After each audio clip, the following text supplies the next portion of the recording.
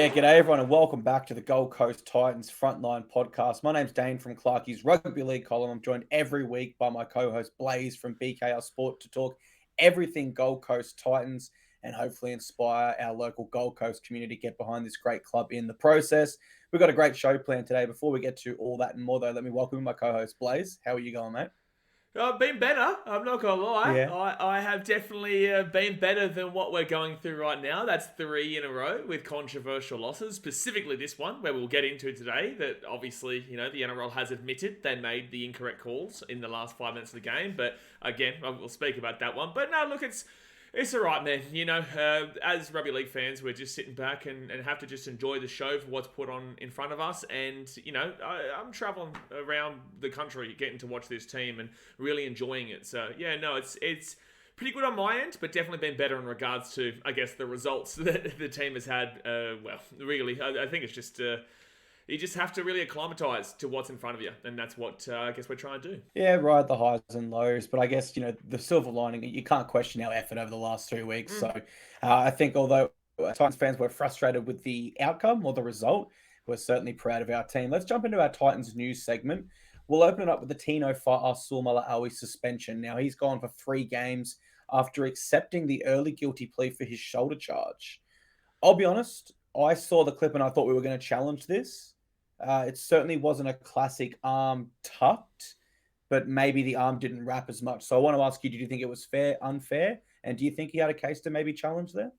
Look, I think based off of what happened with Jared Wallace from the Dolphins game, I think that there definitely was a case to challenge it. However, I believe the only issue that I really see in regards to this one is that, there has been like a target on Tino's head for a little bit now with the tackling technique, the way that he apparently lifts his elbow and how he's going at players like that and how there's this grub nature of Tino, right? So I believe, for me, I don't think it's as deep as other people do, but then again, that could be from my Titans bias there. But in the same sense, I thought Jared Wallace's was worse than what Tino did over the weekend, and yet he got off. So maybe that does provide a bit of a reasoning to say, yeah, look, we could have challenged it. However, due to the fact that there has been a target on Tino's head for a little bit now, even if he had got off, I do believe that they will find something to get him for over the next couple of weeks. And that could be putting tinfoil hat over the top of my head there. But I just feel like they're trying to really limit this aspect of the game quite significantly. And I think that Tino is definitely a guy that they would ideally like to come forward to really appease a lot of the fans from, say, the Bulldogs or even the Eels or the New South Wales, which is what he's had a problem with throughout the season. So, look, I do think they probably would have found a way to get him. But in the same sense, I thought Jared Wallace's was worse and he got off. So maybe there was a case to answer there.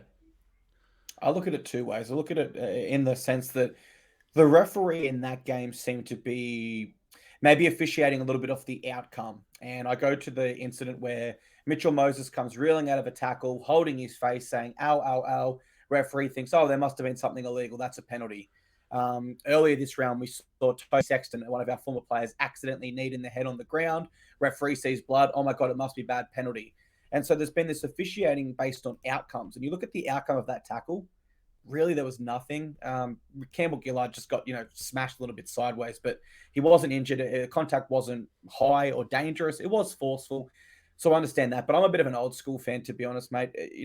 What Campbell Gillard did to Chris Randall was a proper dog shot, whether it was on purpose or not. And Tino was getting him square, and I like that side. That's exactly what I was going to say. That's exactly what I was going to say, man. Like, in reality, Tino was getting square for what Regan Campbell-Gillard did to Chris Randall, which was deserved for that. That's what happened back in the day if a player was coming for you. And, again, we're not going to talk on the intentions of what Campbell-Gillard may or may not have done, but the fact of the matter is that it actually probably arguably was a send-off, and a lot of people have agreed with this, except for obviously Parramatta fans, but we'll get into that in a second. But, yeah, absolutely. He was evening up the score there from a dirty play from the opposition team. And whether you believe Tino did what he did or not, the fact of the matter is that he was just defending our team. And I really loved that from Tino. So regardless of the suspension of 3 games, I back Tino 100% of the way. Yeah, Tino's a great leader. And for what he did there, look, maybe by the rule book, not the smartest thing, but certainly for myself, he was standing up for our team there. And I'm not angry or disappointed at him for doing that at all.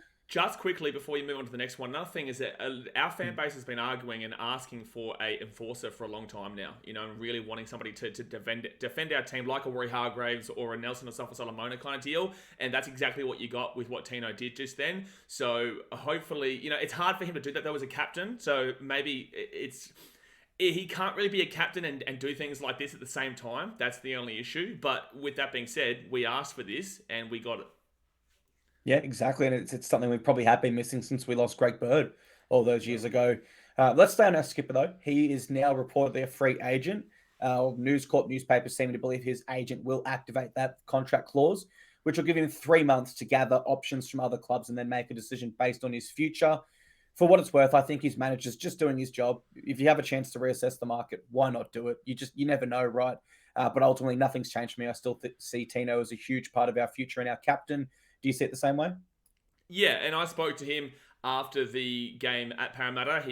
Parramatta really sucks for fan engagement because for the away team, because there's a massive fence out the back that prevents that. But they do still come over. They say hello, sign stuff, and I had a good conversation with Tino, and he just is still this team. He's still emotionally attached to this team. He's passionate about this team. And although this does come out, I still have no worries and thought processes that he's going to leave because he is on quite a bit of money. It's not like he's on some cheap contract. He is on quite a significant amount of money that I don't think other clubs are really going to drastically be able to improve. And that's the only way they'd realistically be able to get him in that sense. And I still don't even think they would be able to because he is so invested in this team. Yes, I know that the sacking of Justin Holbrook really did hurt him, but the fact of the matter is that the club is more than just an individual in regards to Justin, and I believe that he's really bought into this. I have no doubts about that. We talk about things on Instagram, and I really do back him in. I believe that he absolutely wants to stay at this club, and although it's not going to be possible to get a official confirmation on a personal level or anything like that regarding stuff like this, but I do genuinely have the feeling that he has no interest in leaving. And I'd love for Tino to come out and say, look, my manager's doing his job, but I don't want to leave. I love the Titans so much. But it's quite clear in that instance, his manager would have told him, hey, mate, don't speak about it. Just keep it quiet. Let me do my job and we'll go on from there. But yeah, I completely agree. He's a young father. He's got children. But I just think that for another club to get him over the line, the highest paid forward in the game right now is Adam Fanua-Blake on $1.05 million. Tino's contract rises to $1.1 million in the future. So certainly you'd be offering him a pretty big salary, a pretty big chunk of your salary cap rather, to get him out. And of course, the other news that we will speak about later will be the NRL officially admitting, I don't want to say Rob, but for all intensive purposes, we were more or less Rob, because I don't think Tanner's going to miss that goal from in front. But we'll get to that. Let's stay with positives for the moment. That is our NRLW season, which is going really to exciting. Kick off, and I can't wait. We'll kick off our 2023 campaign at Saturday, 12:50 against the Cowboys, which will be a game before our NRL side plays later. Now, NRLW is still a little bit of an emerging space. There's not that historical, background that the NRL has. So it is a little bit tougher to give predictions for the overall season. But this game in particular, myself, I'm very confident we win. I'm confident based on our squad and how we performed last year. So I'm really feeling good coming into this one. How do you see the game? No doubt you're going to give our girls the tip. Absolutely, and I genuinely believe it too. I'm really confident in the Titans women's team this season. We've gone out, we've bought well. We've really re-established ourselves as a good team. Last year maybe not our best year, but we did also have a really good season before that as well. And this Titans team is really trying to utilize the focal point around the community, and this women's game, we are really focusing on that, and it looks really great when you got women like Ivania Pelletier, who has been fantastic, played for Australian Sevens before. Jamie Chapman's unbelievable. Emily Bass, bringing her in on the wing is a brilliant move there. We've got a really good spine, and we've got quite a few Origin representatives. I can't tell you the number, but it's over 7 in comparison with the Queensland and New South Wales squads there. So we've definitely got a lot of Origin caliber talent, and the Titans are really looking to move on this season and potentially get our first piece of silverware across the entirety of the club. So yeah, really excited for this. Obviously, we take on a Cowboys team. This is their first time in the competition, and they've got a couple of our ex-players in Jasmine Peters, who played with us for the last couple of years, and Tanner Raftran Smith as well. So there's a couple there that have played under Titans colours, but this is the first time the Cowboys are ever getting a game. We did beat them quite well in the preseason as well. So look, I'm really confident for this game. I'm really confident for the season, and I'm really looking forward to the Gold Coast Titans women's team getting underway.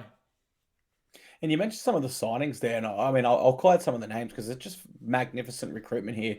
Shaylee Bent, Talia Fuimeano, 2 rep players there. Jamie Chapman, Emily Bass, rep players. Niall Williams, Sonny Bill Williams' sister, who's a gold medal Rugby Sevens winner. Danny Parise, Caitlin Phillips. The list goes on there, but just those rep stars at the top there, you can really see recruitment has been a big focus. And of course, we did lose a few rep players. Tasman Gray, you'd say most notably, given she just won the Women's Origin MVP. But still, the recruitment there, very, very happy. Let's get into some season predictions then for the NRL. Let's go ladder finish. I'm going to go second. I think we're in, I'd love to say first, but I don't want to be too audacious. But I think we're in that top 4 range. We're probably up there with the Roosters, who always seem to have such a strong side, particularly with their rep centers of Kelly and Surgis. The Eels, I think the signing of Rachel Pearson's really good for them, and they've kept bulk of that roster together. And I think probably the Broncos will be up there with us. They have lost a lot of players over the years, but they still seem to have a really, really strong side on paper. So I'm going to go second. Where do you see us finishing?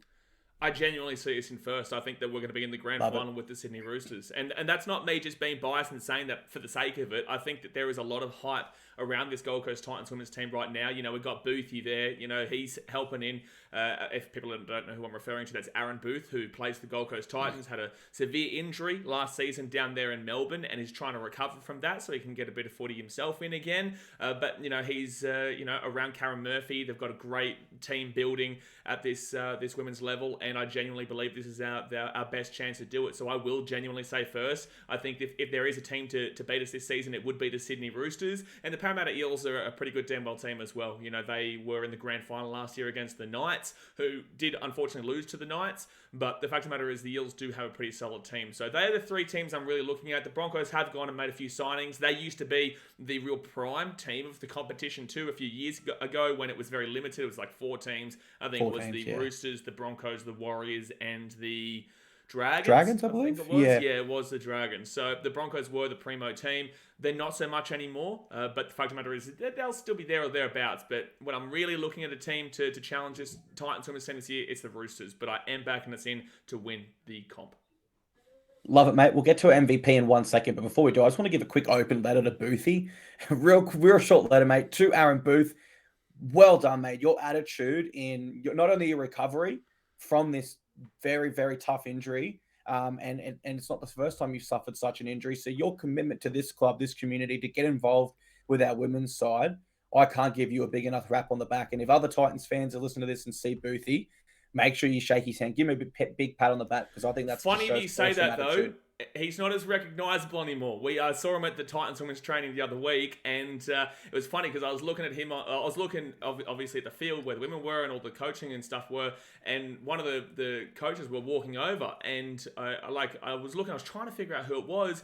And he waved at me because we know each other obviously since he's been a part of the team, and I've really supported him throughout his recovery, and I really do appreciate the man that Aaron Booth is. But he was walking over, but he had this massive beard on him, and I didn't recognise who it was, so I felt awkward. But then I realised as he was getting closer, oh wait, that's Boothie. So you might not recognise him at first, but he's got a massive beard right now, and he's cracking on. So get around Aaron, yeah. Mate, I love that energy. And he wasn't understudy to Cameron Smith, one of the best hookers ever, who did grow that beard and go on to win, I believe, Dally M Hooker of the Year in 2020 and the Premiership. So Boothie's cooking up a Smithy beard special. I love that. Premiership inbound, no doubts there. MVP, I'm going Evania Peliti. Love how she plays. Averaged just under 1 try or assist every game across her entire NRLW career, which I believe is up there at about 14 games. She's been with the Warriors and then us. Last year, I was very impressed, averaging 171 meters per game. I just felt every time she touched the ball, I had this confidence that she was going to create something through a tackle break or through opening an opportunity for someone outside of her. She's just won the Origin with Queensland at centre, showing her versatility, where she broke plenty of tackles there also. I think she's primed for a huge season, so I'm going Politi as my pick. Who have you got for your MVP? Yeah, Vani Politi is a really good shout. Talia Fuimaono is going to be a massive signing here in our 5'8" department. But I really do have to look at Georgia Hale as our captain in that number 13. I think that she is a tough enforcer that will really come in and really lead this team around well. So for me, I'm going to give the MVP to our captain in Georgia Hale. And I could honestly look at plenty of players around here. Jessica Alliston, she is a fantastic player that just runs that ball hard in the front row. Lauren Brown used to play for the Broncos. Now she's at the Titans women. Really excited to see her nifty play at a dummy half. But yeah, I just think that our captain this year is really going to lock it down, and we're going to get the job done with her in charge. Jess is a real funny personality, man. I remember they mic'd her up for a training session once on our Instagram, and it was a good laugh. Let's jump into our best signing. I am going to go Niall Williams-Guthrie. Touched on it before. SBW's sister, represented New Zealand Rugby 7 since 2016, where she's won multiple gold medals.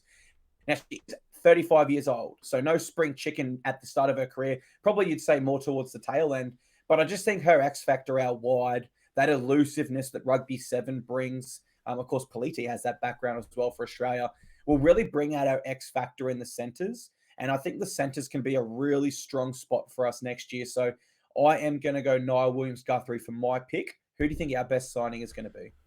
Yeah, this is a good one because there's a couple of players here that you could really look at there, and Jamie Chapman's a huge one.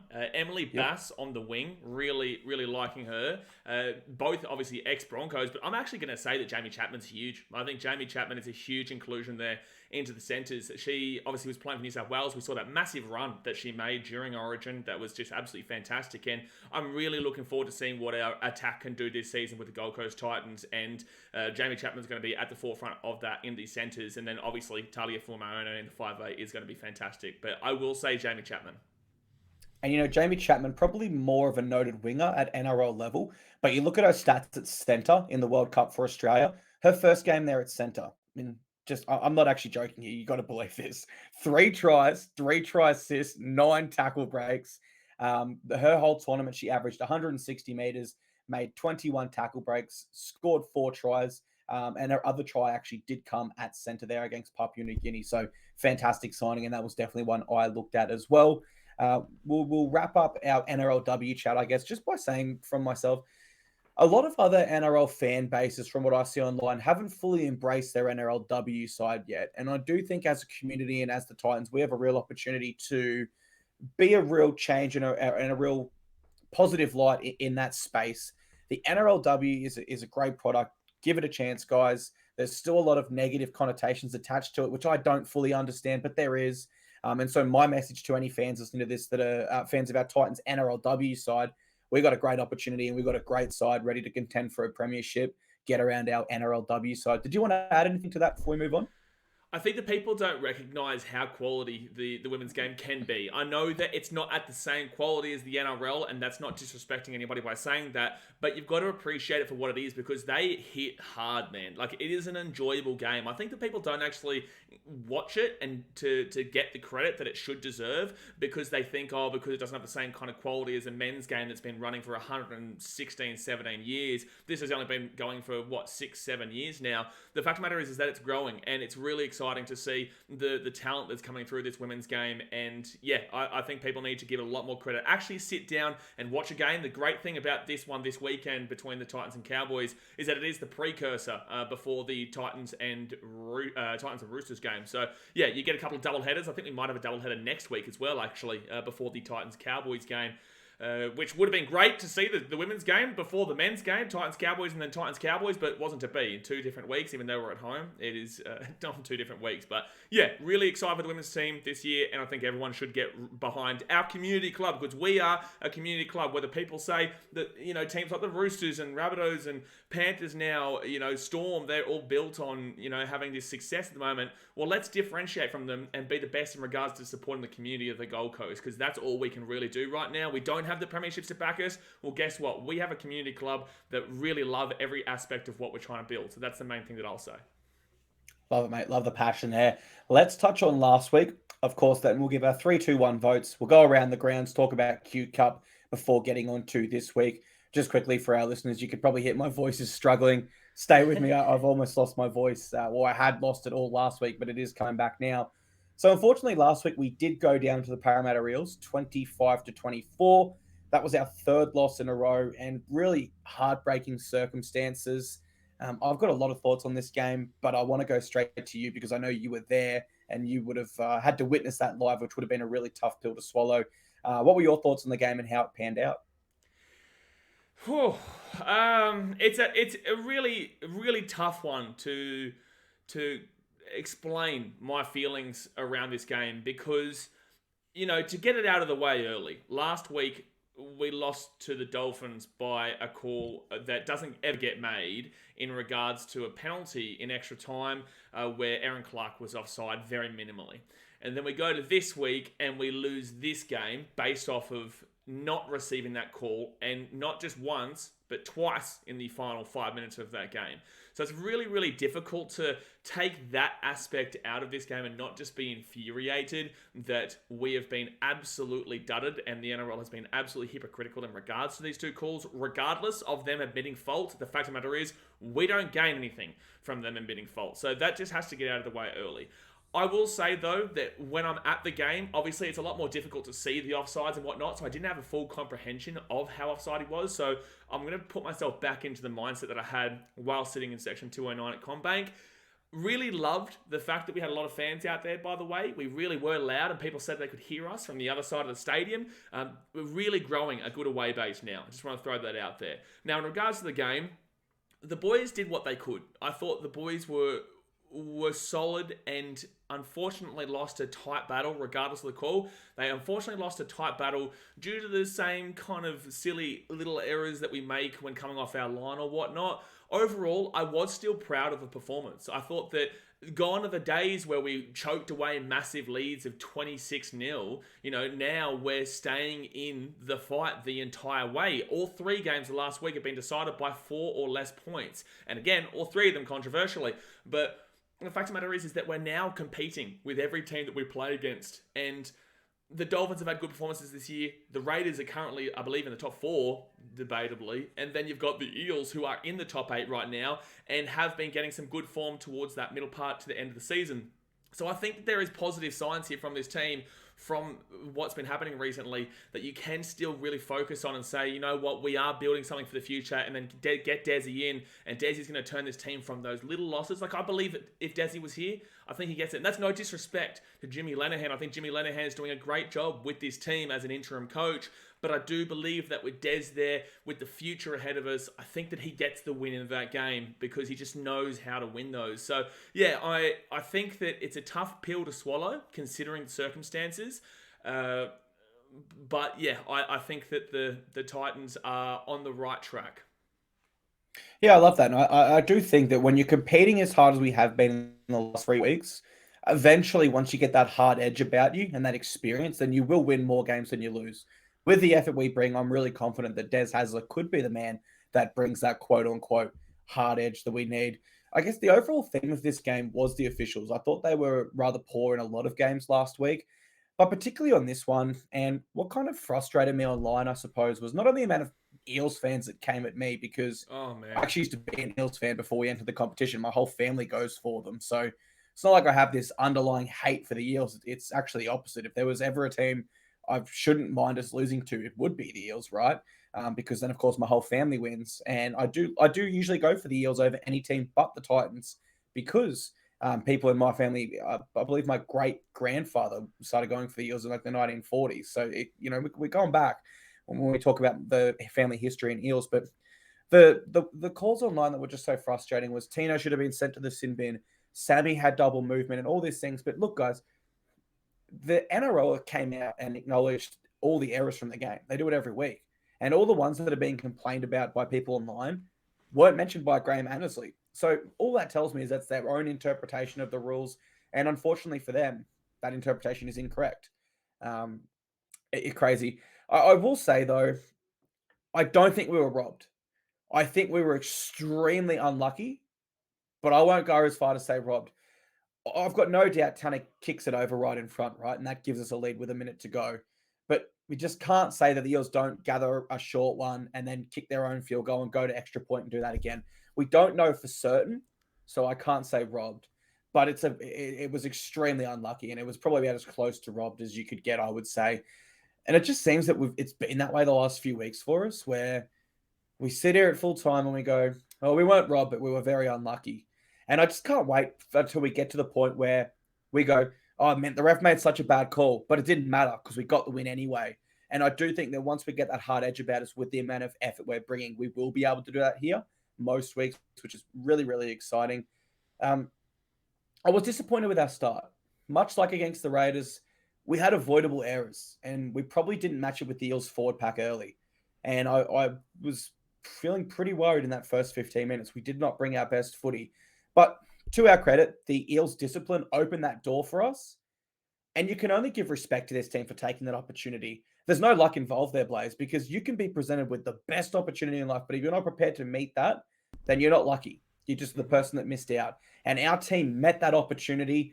I thought we did really well in the period where they had two in the sin bin. That time, in that period there, I was probably a little bit disappointed with it. But then, as you pointed out, we actually did score the 2 tries, which was really, really good.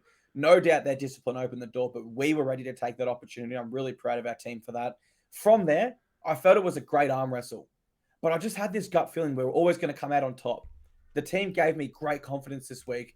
I think the real killer for us was that Clinton Gutherson try. And you watch the replays and, there was only millimeters in it. And for everything Jaden does well, and I'm not taking a shot at Jaden here, I'm not saying it's his fault at all, but I just wonder that, if he was 2 kilos heavier, would he have given Guther that little bit extra bump to get him out there? We can only wonder now. But you know what? It is what it is. My assessment, without being too dour, probably our season over.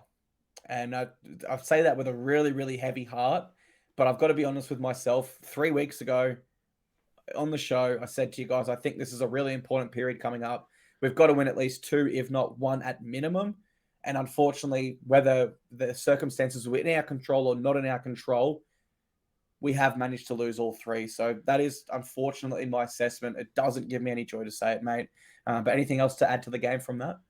Yeah, I want to really focus on the fact that people have been complaining, whether it be Titans fans or not Titans fans, people, as you kind of mentioned just before, that when the Eels had 2 in the bin and it was 13 on 11, people say that we didn't do enough. Like they keep saying, oh, you lost to an 11-man team.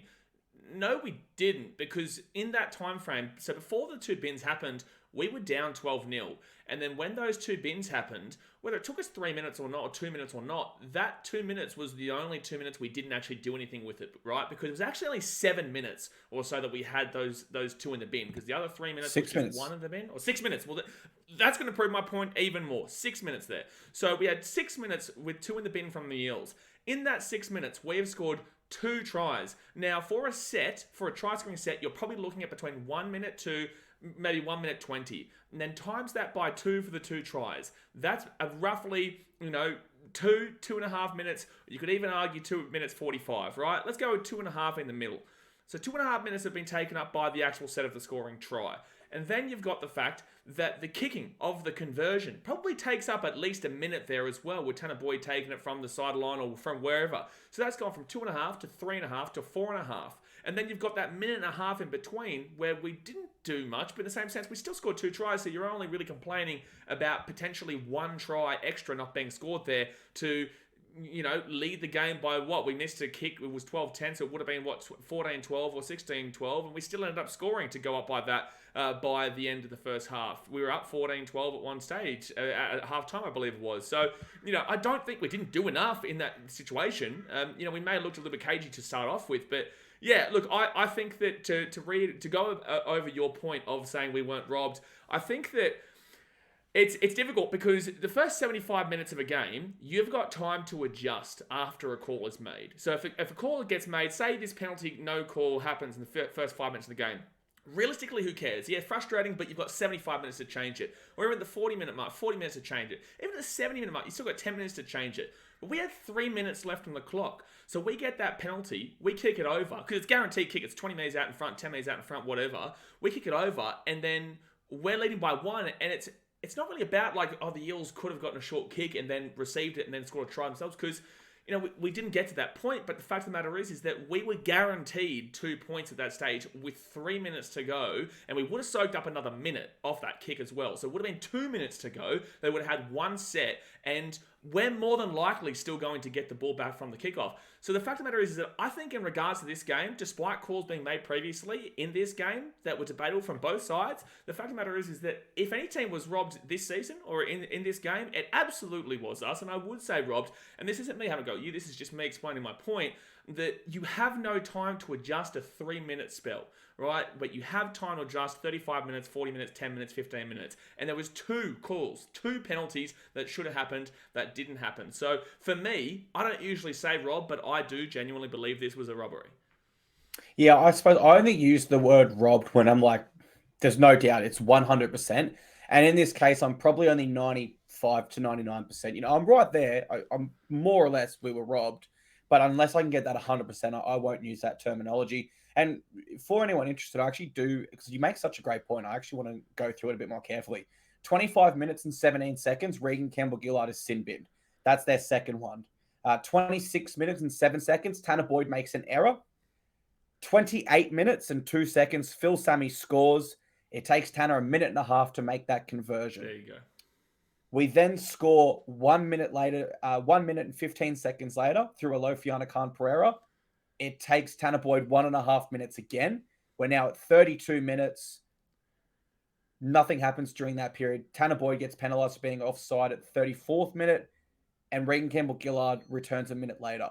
So the time that we had the ball, and if you take out the conversion time, we scored. There was only one set we didn't score on. So it's like you really can't be too critical of it when you break it down that way. Let's get into our 3-2-1s. I'm gonna go first. I want to go Tino for my 3 points. It probably wasn't Tino's greatest game, I'm sure people are saying, especially when you consider he is now suspended from that game for 3 weeks. But as I said in that first 15 minutes, I thought the Eels forward pack were really getting over the top of us. Their discipline allowed us back into the game. But this man, Tino, did the hard work to get us back in the game. Every single run had impact and had purpose. And his 25 tackles, I believe he's made as well. Some of those were really big momentum shift, halting shots there from Tino. So I'm going to give him my 3 points purely because I thought he really took it to the Eels. Who gets your top vote this week? Look, I could easily go with Tino as well, but because you've gone Tino, I am going to try and go elsewhere to kind of shout out a player's name that I don't think would normally get the 3 points because of the position that he's in. But the fact of the matter is that he had a great game, and that's a Lofiana Khan Pereira. He scored 2 tries. We needed those tries. I think that this was one of his better games defensively as well, because Micah Sivo didn't score. I think Sivo was on his side, wasn't he? Yes, he was. Yes, that's correct. Yeah, so Micah Sivo, one of the biggest wingers in the competition, such a strong, tough man, could have easily, you would have thought, run over the top of Lofi, but he didn't. So the fact of the matter is that Lofi had a great game defensively, also attacking-wise, and I think that he really created a spark in a game we needed a spark. And obviously, when he played the Eels earlier this season, also had that massive spark and scored a couple of tries as well. So, yeah, look, I'm going to give it to Lofi for my 3, but I do think that I have to give my number 2 to Tino, because the fact of the matter is that he is a leader. He did what he did to get one back on a dirty, dirty play from Regan Campbell-Gillard. I think that he absolutely, despite not having maybe his best game ever, did lead the line for our team as much as humanly possible. And I think that, the way that he carries himself is exactly what we want in this club. So I'm going to give him the 2, but he easily could have gotten the 3 as well. I've got the opposite. I've got a Lofiana Khan Pereira as my 2. So we're pretty much right there and there. We only scored 4 tries. 2 of them were through him. And as you said, his defense, Micah Sivo, 11 runs for 82 meters and only 27 post contact. So he didn't really have too much opportunity there with Lofi defending him, which is really good when you consider their size difference. My 1 point, I'm with Moeki Fotuaika, 35 tackles in the middle, working hard, backing up from Origin. Love Big Mo. Feel like every week he's in my 3-2-1s. He gets my 1 point. Who gets your 1 point? My 1 point, I think that I think that Jaden still had a fantastic game, despite that. I guess the thought process that maybe a bigger body gets Gutho over the sideline. I think Jaden still did what he needed to do. I know that there's a real big disconnect in our fan base right now with people who are so focused on Jaden being fullback and AJ being centre, and then AJ being fullback and JC they don't really know what to do with. It's just such a massive disconnect. But for me, I think that ever since JC's been given an opportunity to really take it for his own, I think he has been really, really solid. Now, I'm going to give him the 1 point. Fodawaker absolutely could get a crack there for sure. I think that I really would have also liked to have seen... So that's my 1 point. I'm going to go 1 point to Jaden Campbell there. But I also am a little bit confused in regards to the fact that I don't believe we used Jacob Alec at all off the bench. He came into the team late.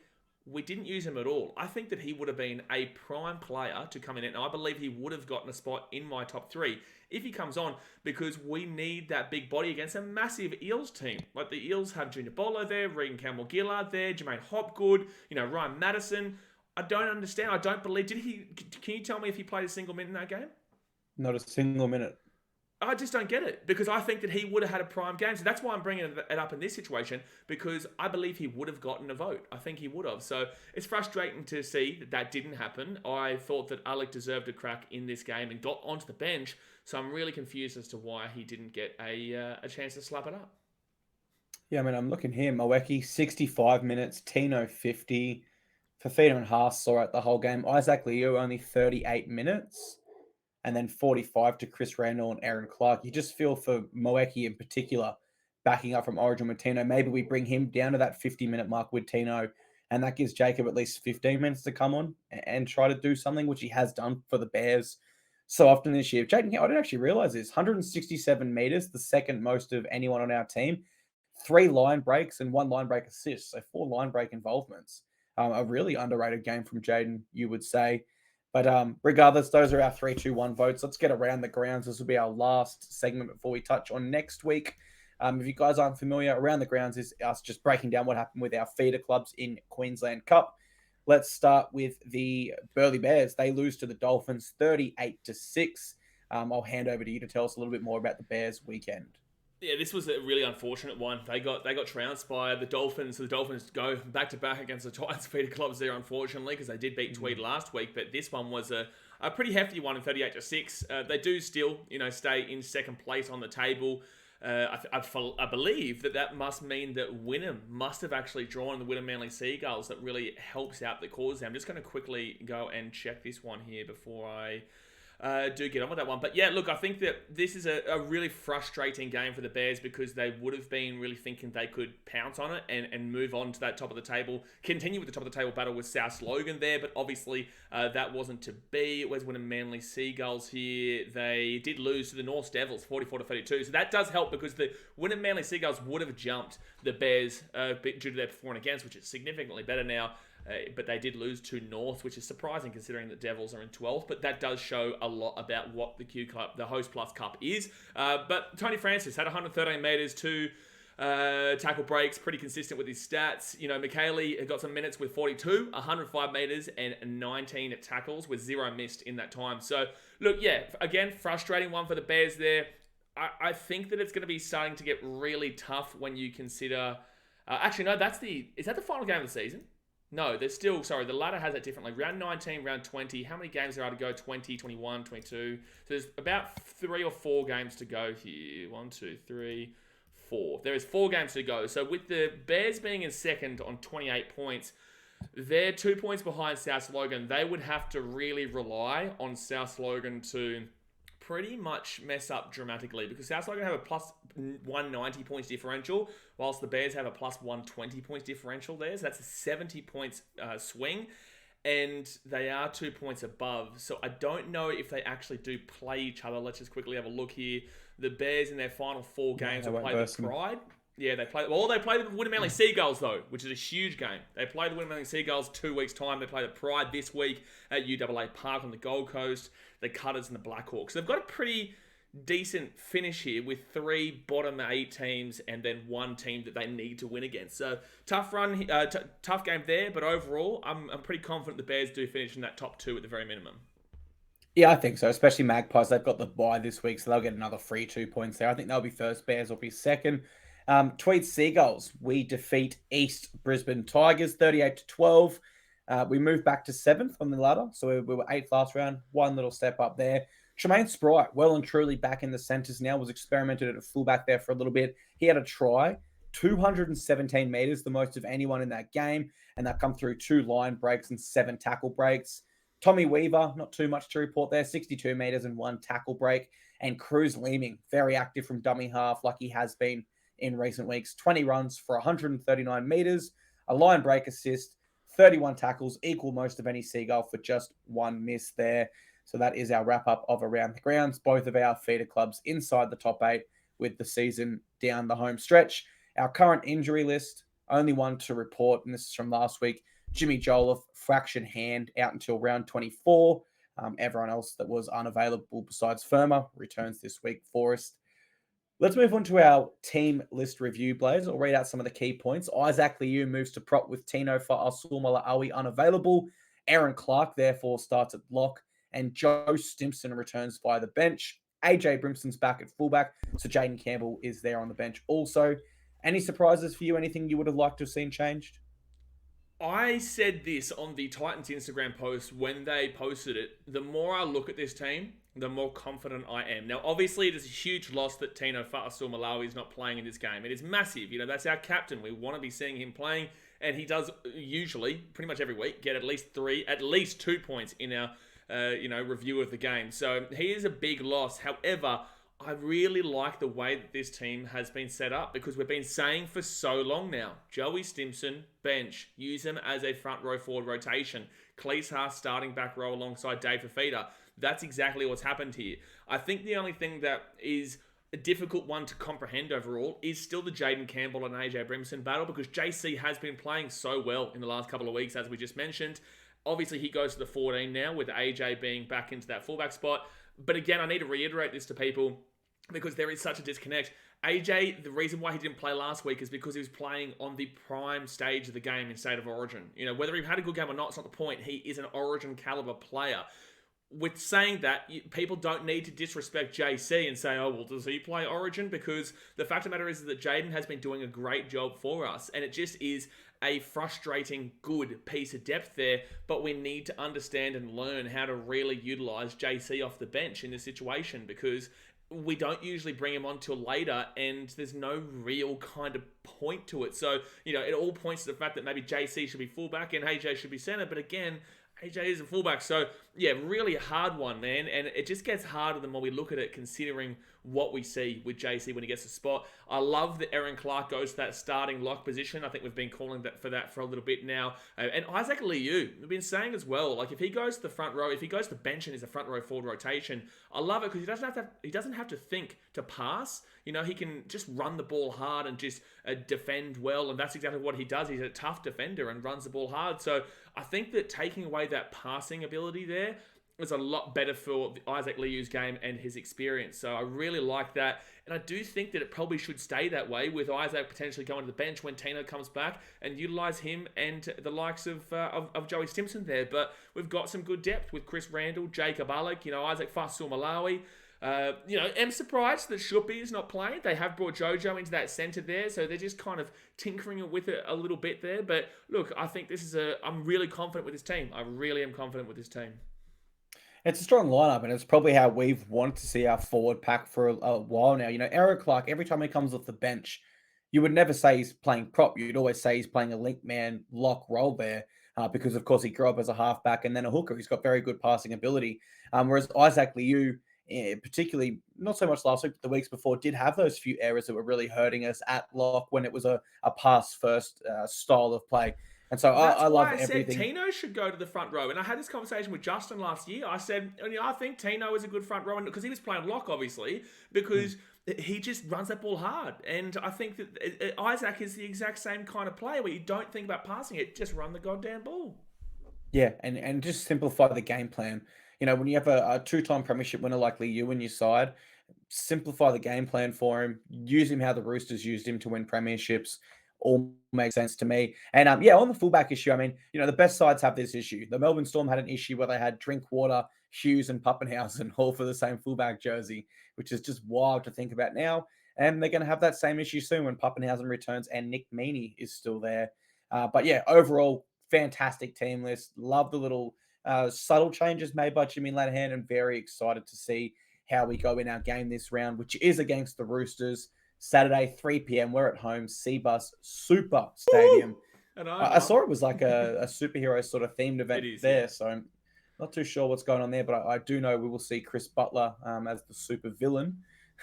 I heard that little laugh there. You're waiting for me to laugh to really validate that joke, and I love it. I love it. But no, superhero round we do every year, and also obviously we're aligned with Village Roadshows. So, it's great because we have Batman and Superman and all that type of stuff around, and we get a nice little light show normally, but I think this is obviously a day game, so we won't get that. But no, I love superhero round. We get our capes on, in the front line, and look, I think I'm going to be wearing Batman this week, ladies and gentlemen. I think I'm going to be wearing Batman, so that'll go on the vlog for sure. But no, yeah, it's superhero round's a great round for the kids too, to get them out, and what a perfect time slot of 3 p.m. with the women's game on right beforehand as well.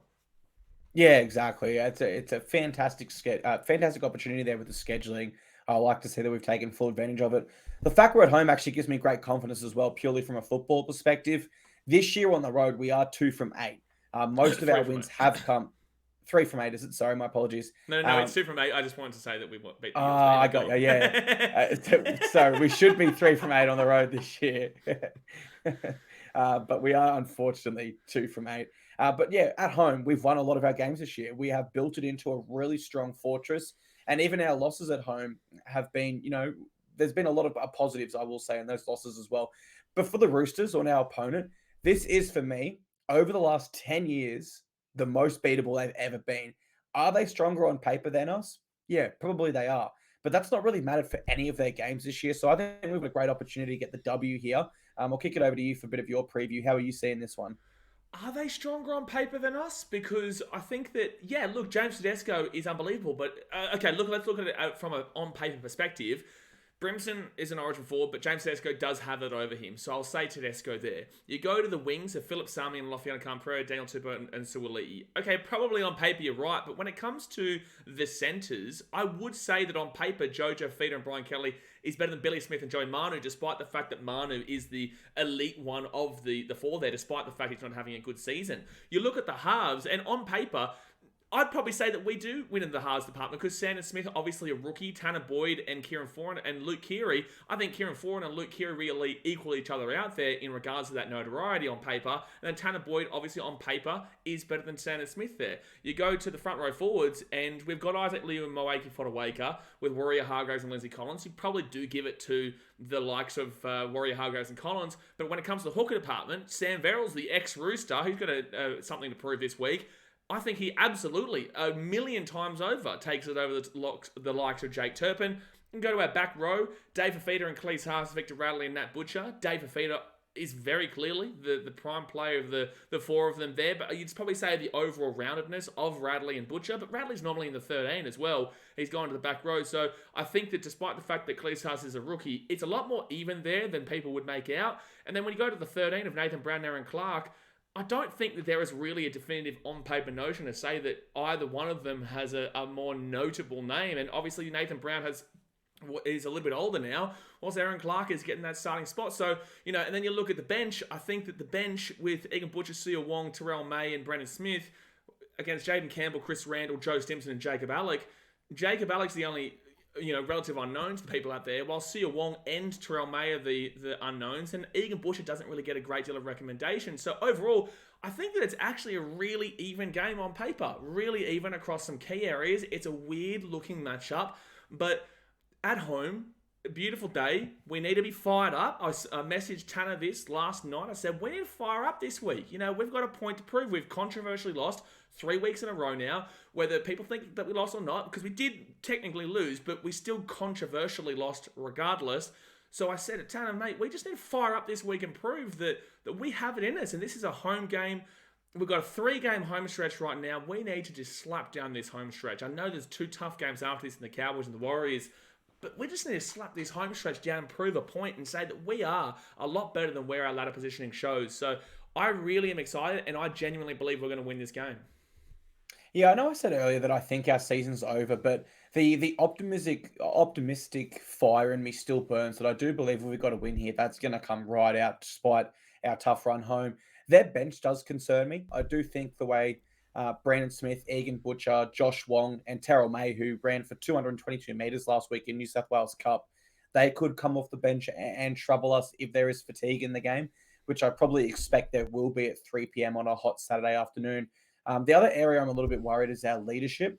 Without Tino, we might struggle in that department. But I will say, Forza. exactly right.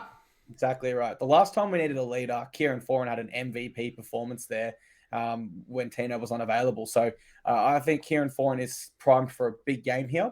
Not only Kieran, but the man that's going to be playing outside him, Dave Fafita, who will play his 100th NRL game. So congratulations to Dave, still extremely young and already hitting 100 NRL games. Ultimately, our forwards do face a tough battle in the middle there. You've got to give respect to players like Jared Lowry or Hargraves, no matter how the Roosters are travelling. An old veteran like him that's seen it all, he's going to bring it no matter what. Outside backs, really, really tight there. It's going to be a tight battle in the middle, so it is going to, it could really come down to those outside backs and who ices their opportunities, particularly given it's Saturday, 3 p.m.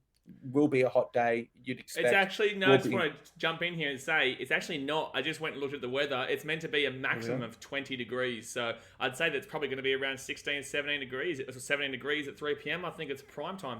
Beautiful weather. Well, I guess it depends where you live, because from where I live in Canberra, that's a hot day. So that's the yeah. There you go. That tells us everything we need to know. Yep. If there's any other Canberra people that live in Canberra listening to this that go for the Titans, they'll know what I'm saying. Everyone else is saying, "Shut up, Clarkey." And also, if you're living in Canberra, I also apologise. I'm sorry. And to you as well, Clarkey. Mate, I'll accept that on behalf of all Canberra. We deserve it. It sucks down here. No, but in all seriousness, the Roosters are only averaging 16 points per game this year. And when you look at our strengths as a side, it is our ability to put on points. So I think there's a real opportunity here to say, hey, last week we didn't play our best footy in the first 15. Why don't we come out, lads, properly focused? Let's really, skin this rooster, rip the feathers out of the chook before the chook is, and then roast it. RSPCA. No skinning cats this week, Clarkey. No skinning cats this time. We're plucking the Roosters. This podcast. But no, you know what I mean? If we come out, get our start right to this game, put on a few points, well, we know statistically the Roosters only averaged 16 this year. Maybe their heads drop. There's a real change in their attitude, and our defense can take over and win it from there. The stats say they have won the last 9 in a row over us. So I do think this will be a tough one. I don't expect it to be easy. I do still respect the Roosters team despite their recent form this year. My prediction, Dave Fafita double, 2 try assists from Kieran Foran minimum, and we will win by a 1-12 margin. I'll go 1-12. I was going to say 1-6, but I'll open that at 1-12. How are you? What's your final say on this game and your final prediction as well? What do I go with in regards to a margin prediction? I think that this is going to be, because, I look at Suwali, and I can see that he doesn't look like he really wants to be there anymore. He signed that contract with Rugby Union. I'll be getting into him on the wing. I see if I sort of stay in this week. And, God help Sandon Smith with his kick and tee from my sideline. I can tell you that right now. I think he's kicking. If not, if it's Suwali, oh my gosh, he's going to have a really fun day at the office there with me. But look, I think that it's going to be a big game here for the Titans to really show that they are angry right now. I think we are angry, and I think this will be the real nail in the coffin of the Roosters season. Because if we win this, it's pretty much guaranteed the Roosters are going to finish outside of the top 8 this year. They just don't have it in them in regards to that. And I think that this will keep a little flickering light alive for whoever wins this game between these two. Because whoever wins goes above the other, right? And whoever wins, I think that because the Dolphins have the bye this week, so the Roosters can't go above them, or they might be able to on points differential. But the point of the matter is, if we win, we stay above the Dolphins and also the Roosters there. So, look, you know what? I'm going to back us in. I'm going to 100% back us in. I need to see us have a really emotional response to the last few weeks, especially that Eels game. And I'm going to say 13+. I'm going to say by 14 points. I'm going to back our boys in to get a really angry performance and really, remove this last few years we've lost the Roosters mentality, because we did that to the Eels in the first game of the season when we played a Magic Round, and their social media team was in, all sorts sorts and commenting salty stuff on all Instagram. So yeah, look, I'm going to back our team in. It could be biased, absolutely. But with that being said, I absolutely 100% support the fact that this team can win this week and win well. Eels social media team. It's ironic that a team that's won more wooden spoons recently, that haven't won a premiership for 38 years, that's last premiership probably wasn't even colour television. And don't forget to mention they cheated the salary cap to win back-to-back spoons. Just throwing that out there. Yeah, and you put it all together, and that's the team that wants to hang crap on us. Oh, God. Let's jump into our Q&A section. We are fast approaching that 1 hour mark. I thought this one was a really interesting one. I assume this is someone from your pages. People would most likely be familiar. You vlog every Titans game, travel around Australia to watch our side every single week. It comes from Narang Graffiti. And they say, does BKR pay for his trips to the away games? If so, I've got mad respect. So maybe a chance for yourself to explain to our listeners a little bit how your setup works. Yeah, I pay for it all. Obviously I do YouTube, so I do get paid through YouTube, but it isn't, the kind of money that you're looking from the likes of KSI and Logan Paul and whatnot, right? So I do what I can. I do pay for my trips myself. The club at times will definitely give me, a ticket or two to a couple of tickets to a Titans game away. They did that with the Parramatta Eels game on the weekend. When they can help out, they can. In regards to the Raiders as well, they do support what I do. But obviously, we're not on that kind of level where I'm literally working with the club. In an ideal world, I absolutely have the desire and the dream to be able to work alongside the Gold Coast Titans to be able to promote our team, promote our community a lot more than it currently is. I really want to fortify and force the fact that we do have a team here in the Gold Coast, and I don't care about what the opposition say. I go into battle with away fans every single week, and if anyone sits with me at the Eels game or the Dogs game or anywhere, the fact of the matter is that I'm willing to put myself out there regardless. And as I've said before, I did this for 7 years before I even created a YouTube channel. Obviously, this has really amped up the energy of it all, but the fact of the matter is, I was a part of the front line since very early days, which was the Legion back then. And yeah, I would love to, in a desirable position, work alongside the club one day. But yeah, for the time being, I do pay for it myself, and it's worth it. I do make a lot of sacrifices to make it happen. I won't lie to you, but it is absolutely worth it the entire time. Mate, I love it. And for anyone listening, BKR also goes live for every other NRL game on his YouTube channel. I'm on there a lot, and you'll see a lot of his subscribers will actually send through donations. $1, $2 might not seem like a lot, but I'm sure all of that adds up and really helps as well. I remember one time someone donated, was it like $1,000 for a new laptop or something crazy? That was one of our subscribers for sure. Like, so we're starting to. Donations are really what helps a dramatic amount in regards to the YouTube channel. We do get paid through views and whatnot as well, but we do have memberships where it's like $5 a member, and you get specific gifts and whatnot in the chat, and plus also people donate to have a bit of fun and have their message highlighted, because obviously I read out all the comments, but it goes quite fast sometimes. So when someone donates, look, it obviously, I see their name, I see their comment, I thank them, and then I read out their comments. So yeah, donations do go a long way. People say all the time, I wish I could donate more. It doesn't matter. Like, if you can, you can. If you can't, you can't. I do this for the love of the game, and obviously I want to make a career out of it for sure. And like I said, I make a lot of sacrifices, but it's all worth it to be able to provide a relative voice for a fan base that has never had anybody to really defend it publicly on an individual level. Yeah, man. And for what it's worth, you should be on an hourly rate with how passionately you defend this club, especially on social media. No, but in all honesty, mate, you can only respect the passion as a Titans fan. If we had more fans like you, then, oh my God, there'd be like sound barriers coming from stadiums on game day. God help us. I got Instagram messages saying I can hear you on the TV at the Eels game. That's how loud we were. And mate, I can hear it every week too. God help us. I love it. Let's let's manifest something here. Let's look back on this a few years from now, once the podcast is well and truly going. What about our official dream to be an ambassadors of the club, also to work with the club in some capacity where, we've united a large portion of Titans fans who love our club. They're here because they respect our previews, recaps, and we're one day officially working with the Gold Coast Titans. I don't know if you want to do it, but I'm happy to manifest that right here. And hopefully we can look back on that in a few years and make that dream a reality.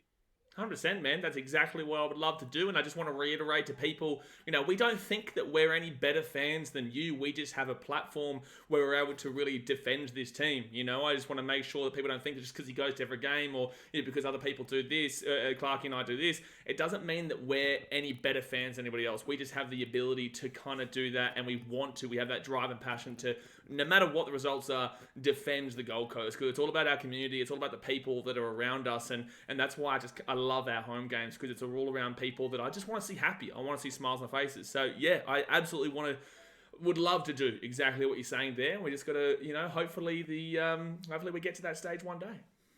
Yeah, until that time, we'll keep working hard to make the best podcast possible every week.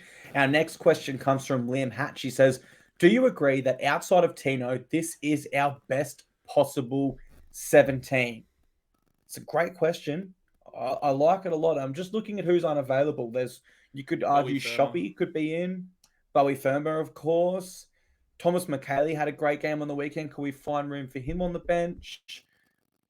Ultimately, I'm really happy with this 17. Now, I think if you add Tino to it, you probably have to drop Liu back to the bench, or would you drop Fotuaika back for impact?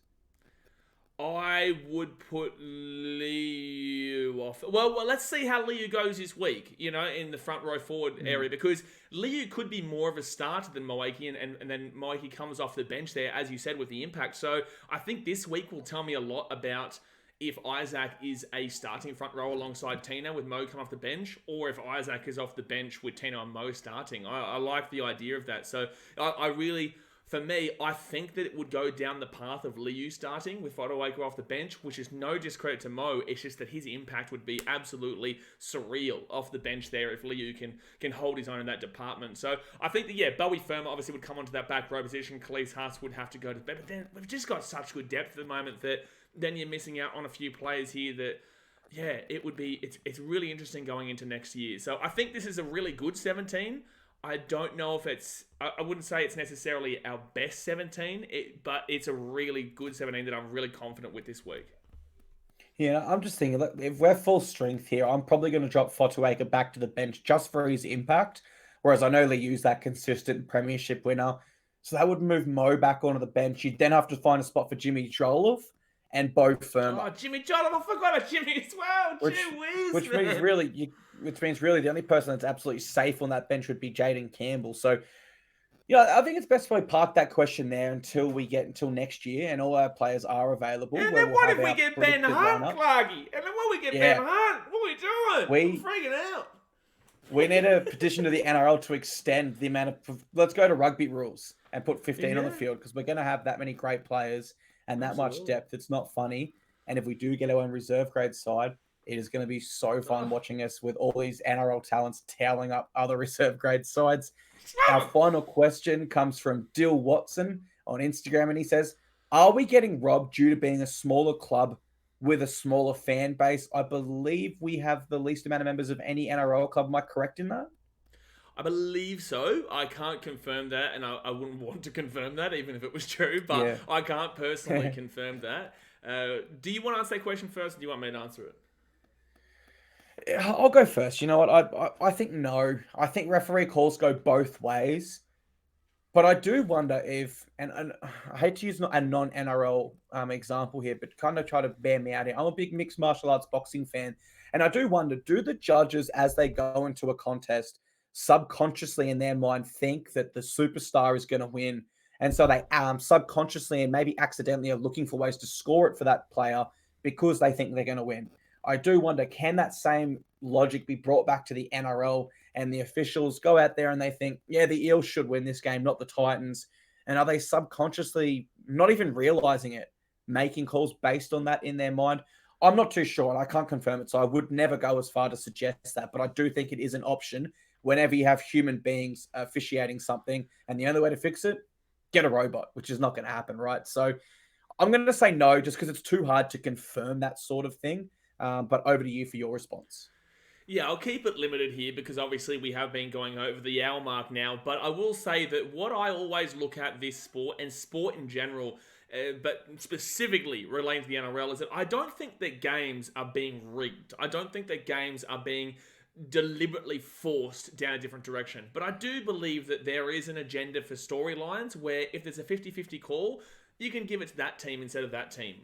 With it being a 50-50, it's not technically illegal to do that, but considering, it's 50-50. So I think that those ones do go to certain teams to really enforce a narrative and agenda that really builds alongside the NRL. And I think that we've seen that with a lot of teams in recent years. And you've also got to remember, as you've just kind of specified, that the referees and officials did also grow up supporting a team. They did also grow up with their individual biases, whether it's known or not known. There are certain referees out there who are aligned literally with teams still to this day, like members of the club, and they still get given those teams to referee against. And I'm not saying that they are deliberately doing it, but as you said, like the internal biases can clearly be seen of looking for things that maybe not there, but because they want a certain way internally. So it's a really hard thing to explain, but the fact of the matter is, I don't think that we're being deliberately dudded. I think that it's an unfortunate kind of part of we're not getting certain calls because it's not our time or our storyline personally yet. And I think that there are other factors that go into it. So no, I don't believe that we're getting deliberately dudded or rigged out of games. I do think that it is incredibly unfortunate in regards to what's happening right now. But things do need to obviously be better in regards to what's happened in the last 3 weeks, and that's why you'll probably see us get advantages this week. If we lose in a controversial stance this week, I'll blow up.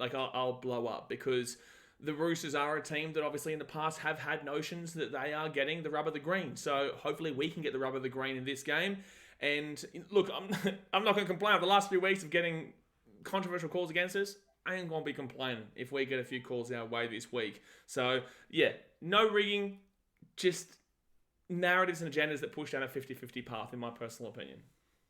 Personally, I hate it when you go to my halftime post, for example, on Instagram, and I remember the Bulldogs game. All the Bulldogs fans are saying, "Oh, the refs are giving you the rub of the green. You're only winning because of the refs." And then, of course, we did go on to lose at full time, and the comments after from Bulldogs fans were absolutely unbearable. But yeah, we'll park it right there because we've been down the Bulldogs fans' path before. It's not a pretty one. But to all our viewers and our listeners as a podcast, we want to say thank you very much. If this is your first time here with the Gold Coast Titans Frontline Podcast, we want to say thank you very much. We hope you give us another chance and stick around next week. With that, that's all I've got to you guys. Thank you very much. And over to you, Blaze, to say goodbye to everyone.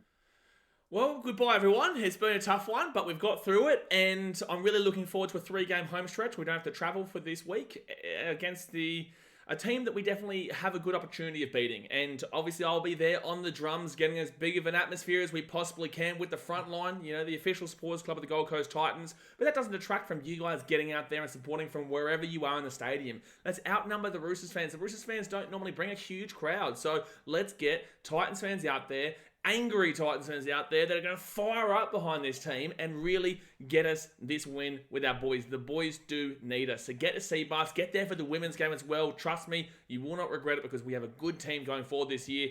Really exciting stuff. So if you're on YouTube here, comment below your thoughts. Obviously subscribe if you're on Spotify, Apple, and the likes. Do obviously give us a rating or, if we can like, I'm not too sure. But I really appreciate all of you guys for supporting what we're trying to build here and create. And I hope you guys are really enjoying it. So they'll be doing us here for today. And let's pluck those chooksters, son. Let's pluck those chooksters, son. I love it, mate.